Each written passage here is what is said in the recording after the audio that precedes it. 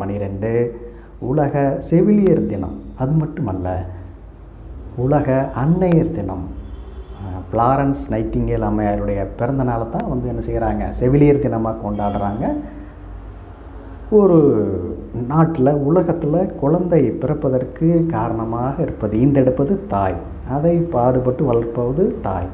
அந்த குழந்தை பிறக்கும் தருவாய் வளரும் தருவாய் வரைக்கும், ஆளாகும் நாள் வரைக்கும் பாதுகாப்பு மருத்துவ சேவை செய்வது செவிலியர்கள்.